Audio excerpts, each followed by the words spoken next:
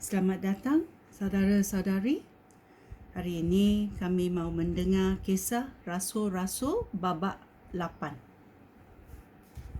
Saulus menganiayai jemaah Kristian. Pada hari itu juga, jemaah di Yerusalem mula menderita penganiayaan yang kejam. Pada hari itu adalah selepas Stefanus direjam. Semua pengikut Yesus kecuali rasul-rasul terpaksa melarikan diri ke seluruh daerah Yudea dan Samaria. Beberapa orang yang takut akan Allah menyembunyikan Stefanus. Mereka menangisi dia dengan sangat sedih. Tetapi Saulus berusaha untuk membinasakan jemaah Kristian itu. Dia pergi dari rumah ke rumah dan mengheret pengikut Yesus keluar, baik lelaki maupun perempuan, lalu memasukkan mereka ke dalam penjara. Berita baik daripada Allah dikabarkan di Samaria. Ayat 4. Pengikut Yesus yang tercerai-berai itu mengkabarkan berita baik daripada Allah ke serata tempat. Filipus pergi ke kota yang terpenting di Samaria dan memberitahu orang di sana tentang penyelamatan yang diutus oleh Allah. Penyelamat yang diutus oleh Allah. Apabila orang di situ mendengar Filipus berkata-kata dan melihat mujizat yang dilakukannya, mereka memperhatikan baik-baik apa yang dikata oleh Filipus, sambil menjerit-jerit Roh Allah keluar dari banyak orang yang dirasuhkan. Banyak orang lumpuh dan tempang pun disembuhkan. Oleh itu, orang di Samaria sangat bersukacita. Seorang lelaki bernama Simeon tinggal di kota itu. Sudah beberapa lama dia mempesonakan orang Samaria dengan ilmu sihirnya. Dia mengaku dirinya seorang yang luar biasa. Semua lapisan masyarakat di kota itu mendengarkan dia dengan penuh minat. Mereka berkata, Tuhan yang disebut kekuasaan besar sudah menjelma dalam orang ini. Mereka mendengarkan dia dengan penuh minat kerana sudah lama sekali dia mempesonakan mereka dengan ilmu sihirnya. Tetapi apabila mereka percaya kepada perkabaran Filipus, iaitu berita baik tentang pemerintahan Allah dan tentang Yesus Kristus, mereka dibaptis, baik lelaki maupun perempuan. Simon sendiri pun percaya kepada perkabaran Filipus, dan setelah dia dibaptis, dia mengikuti Filipus. Simon hairan melihat keajaban dan mujizat yang dilakukan oleh Filipus. Rasul-rasul di Yerusalem mendengar berita bahawa orang Samaria sudah menerima firman Allah. Oleh itu, mereka mengutus Petrus dan Yohanes ke sana. Apabila Petrus dan Yohanes tiba, mereka berdoa bagi pengikut Yesus di situ supaya menerima Roh Allah. Kerana tidak seorang pun di kalangan mereka dikuasai oleh Roh Allah. mereka baru dibaptis demi nama Tuhan Yesus sahaja. Lalu, Petrus dan Yohanes meletakkan tangan mereka ke atas kepala orang Samaria di situ. Dan mereka pun menerima Roh Allah. Simon melihat bahawa Roh Allah diberikan kepada orang apabila rasul-rasul meletakkan tangan ke atas kepala orang.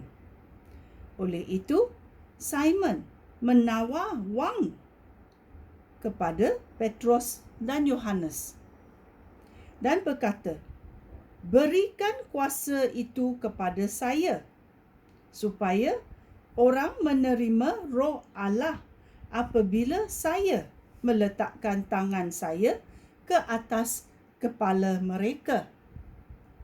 Tetapi Petrus menjawab, "Terkutuklah kamu dan wang kamu, kerana menyangka kurniaan Allah dapat dibeli dengan wang. Kamu tidak mempunyai bahagian dalam pekerjaan kami, kerana hati kamu tidak tulus di sisi Allah." Hati kamu tidak tulus di sisi Allah, Simon. Bertaubatlah daripada niat kamu yang jahat itu, dan berdoalah supaya Tuhan mengampuni kamu daripada fikiran yang sesat itu. Aku tahu bahawa kamu sungguh iri hati dan memperhamba. Aku tahu bahawa kamu sungguh iri hati dan diperhamba oleh dosa. Lalu Simon berkata kepada Petrus dan Yohanes, "Berdoalah kepada Tuhan bagi saya, supaya saya tidak ditimpa perkara-perkara yang saudara katakan itu." Setelah Petrus dan Yohanes memberikan kesaksian tentang Yesus serta menyampaikan perkabaran Tuhan, mereka kembali ke Yerusalem. Dalam perjalanan, mereka mengkabarkan berita baik itu di banyak pekan di daerah Samaria. Filipus dengan seorang pegawai tinggi Ethiopia. Ayat 26. Malaikat Tuhan berkata kepada Filipus, "Bersiap-siaplah dan pergilah ke arah selatan, ke jalan yang berhubungkan Yerusalem dengan Gaza. Jalan itu tidak digunakan lagi." Lalu Filipus pun berangkat. Seorang sida-sida dari Ethiopia sedang dalam perjalanan pulang ke negerinya. Dia seorang pegawai tinggi yang bertanggungjawab atas kekayaan Kandake, seorang ratu negeri Ethiopia. Pegawai itu pergi ke Yerusalem untuk menyembah Allah, dan sekarang dia dalam perjalanan pulang. Dia duduk di dalam kereta kudanya sambil membaca kitab Nabi Yesaya. Roh Allah berkata kepada Filipus, "Pergi dekati kereta kuda itu." Filipus segera pergi menghampiri kereta kuda itu, lalu mendengar pegawai tinggi itu sedang membaca kitab Nabi Yesaya. Filipus bertanya kepadanya, "Adakah tuan memahami apa yang kamu baca?" Pegawai tinggi itu menjawab, Bagaimana saya boleh faham jika tidak ada orang yang menerangkannya? Lalu, dia mengajak Filipus menaiki kereta kudanya dan duduk dengan dia. Inilah ayat-ayat dibacanya. Dia seperti domba yang digiring untuk disembelih, seperti anak domba yang tidak mengembik ketika bulunya digunting.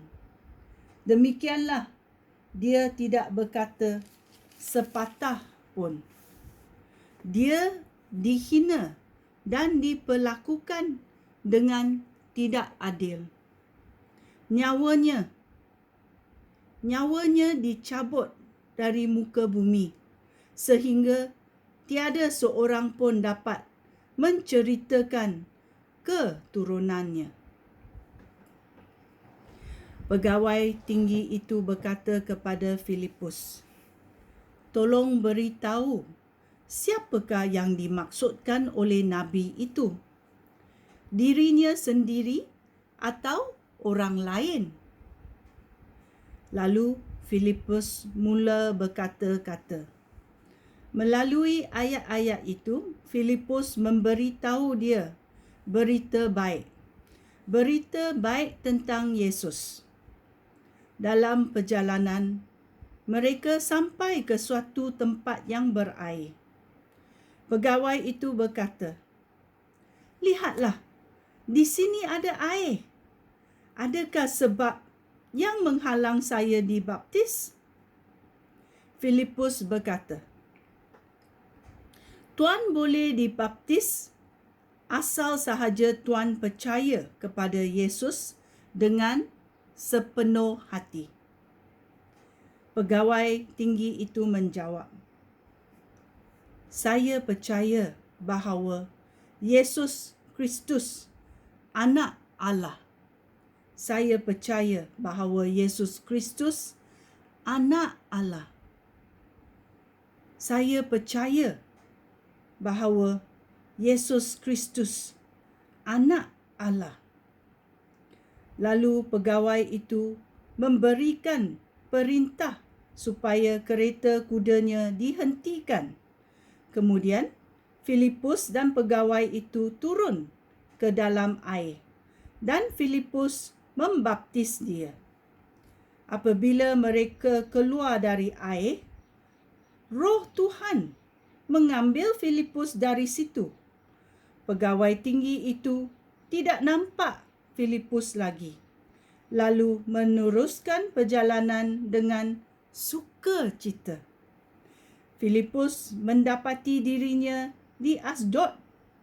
Dia meneruskan perjalanan sambil mengkabarkan berita baik tentang Yesus di semua bandar sehingga dia tiba di Kaisaria.